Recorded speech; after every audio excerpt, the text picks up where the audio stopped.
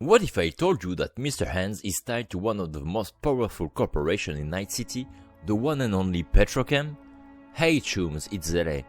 Today I'm taking you through a fascinating investigation into Mr. Hands, and along the way I'm also going to show you how much we, and even you as players, have been manipulated.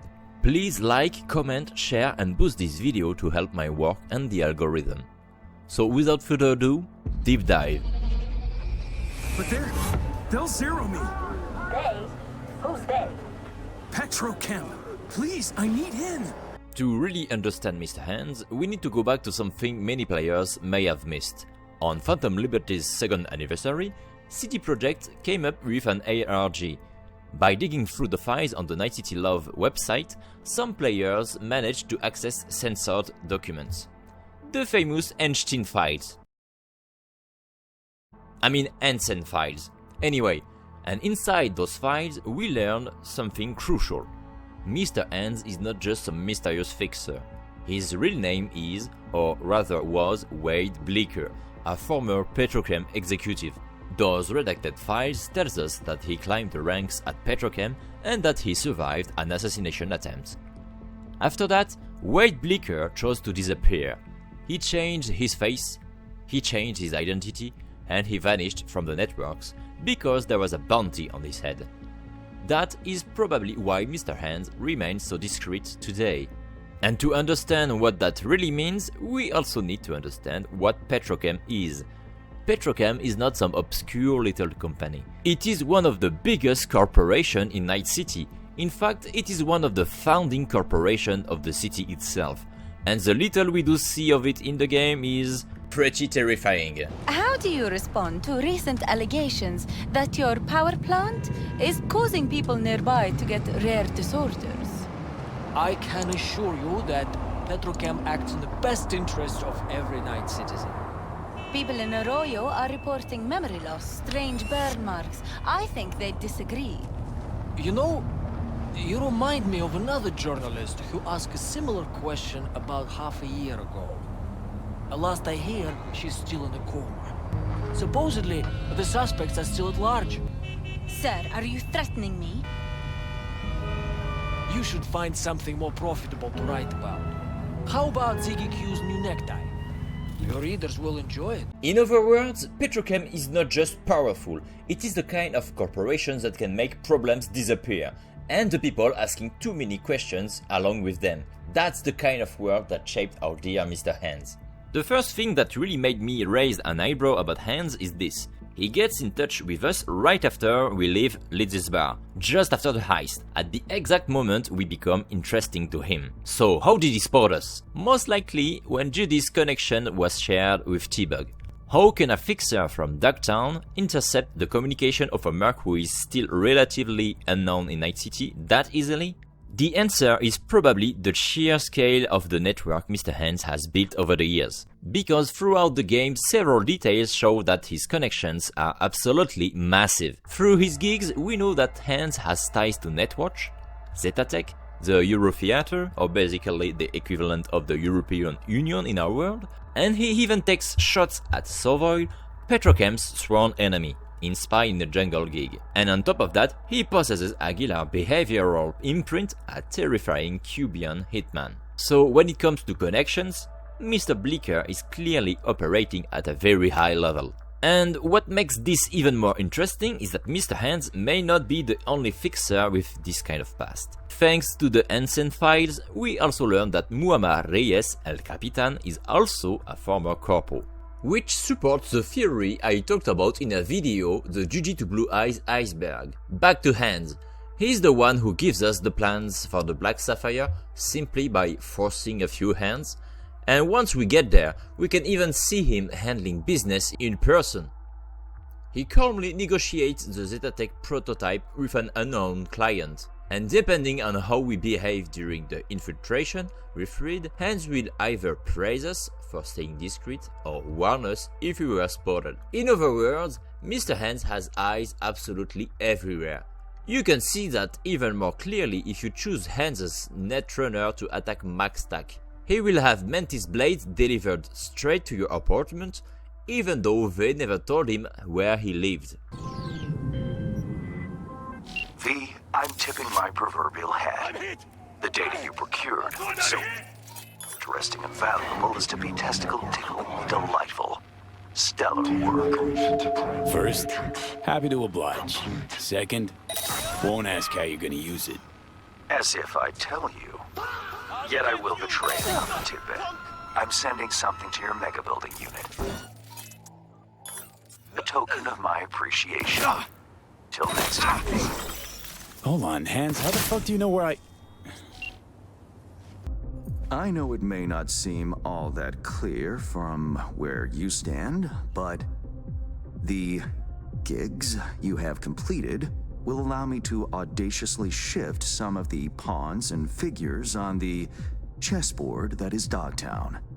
Checkmate is but a few moves away. For Hans, this may be more than just a metaphor.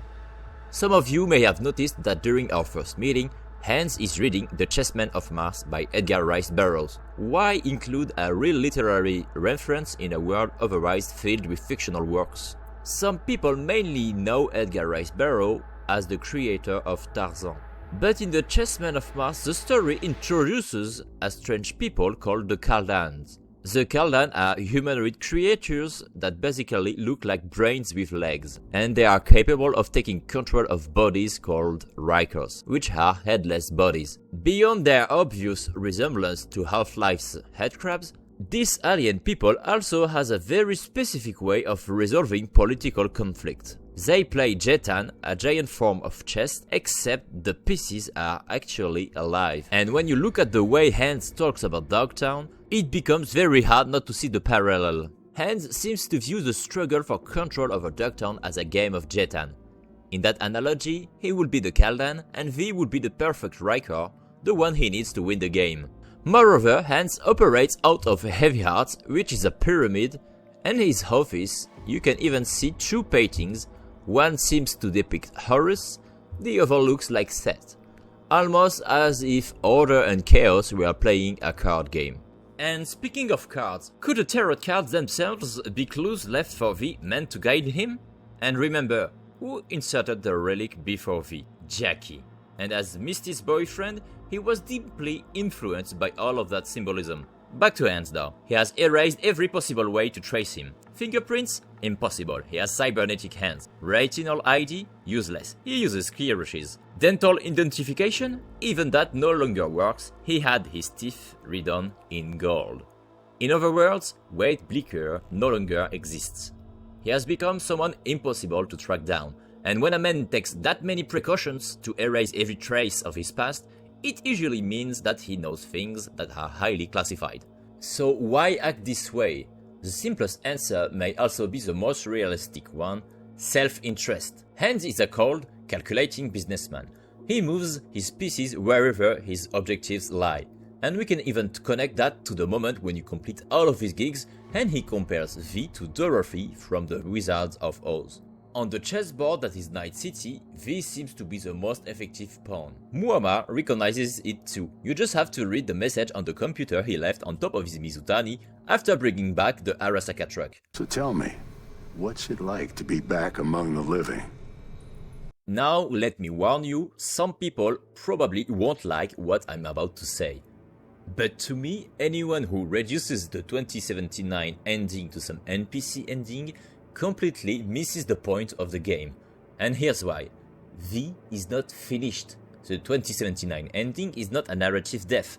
V has achieved his main objective. He is still alive. After living the life of a merc to the fullest, being forced to slow down does not mean his story is over. And above all, there is one detail we should not forget. V's operating system.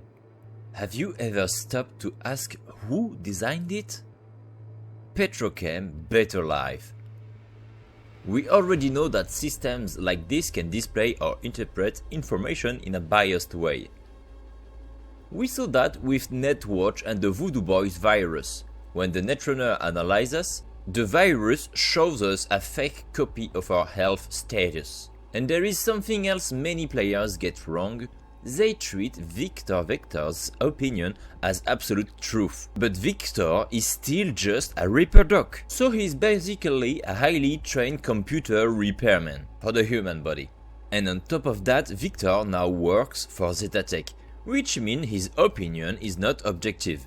And I even wonder whether his name is what we find on his computer and also on the Scavengers one during the Sandra Dorset gig. So no, I do not think V will be the protagonist of the next Cyberpunk. Not because V is dead or because V is useless, but because Cyberpunk by nature is always about telling new stories. But that doesn't mean we can't meet V again, as a fixer, as an ally, or simply as someone slowly recovering from his operation. And who knows, maybe even as someone on the path to becoming a legend again. For this final section, I want to talk about something that I think matters a lot. What interests me is what the game shows us, and especially what it does not show us. Because the more I play Cyberpunk, the more I realize one thing. The amount of cut content is absolutely massive. Take the entire Petrochem dam area, for example. A huge part of that location is literally unused. There is even a full building that is completely inaccessible. Another strange detail, at the very end, when V falls asleep, the last thing he sees is the Petrochem dam, almost like a subtle nod from the game. And in the final stage of Trauma Drama, the minigame, the player even fights a basilisk right in front of that same dam. When you put all of those elements together, something starts to feel very strange.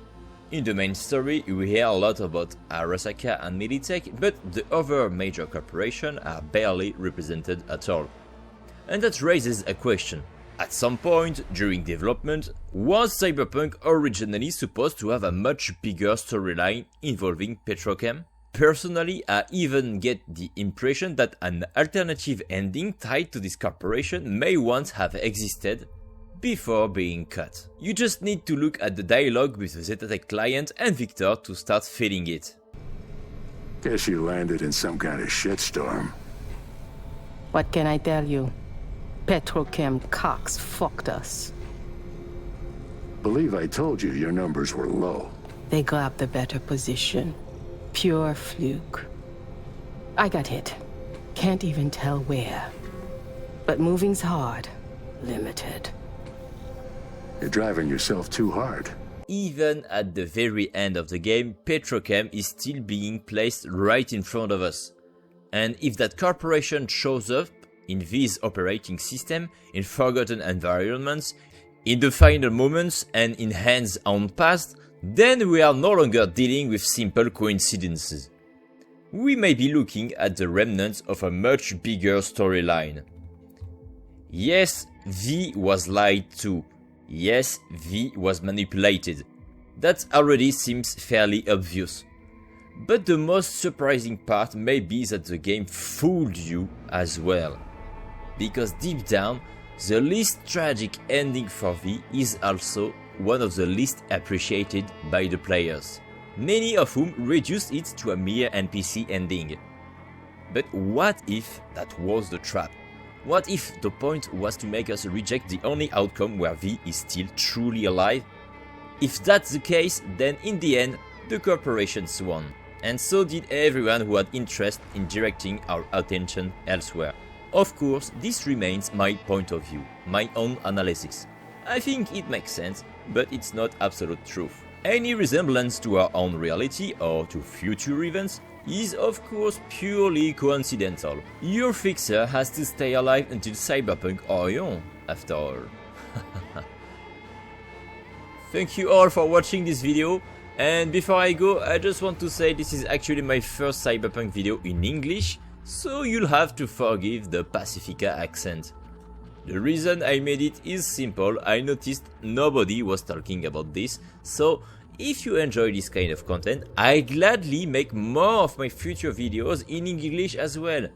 And if that interests you too, I can also start adding English subtitles to my older videos. Until then, take care, see you next time chums, this was Zheley, and remember, long live the free net!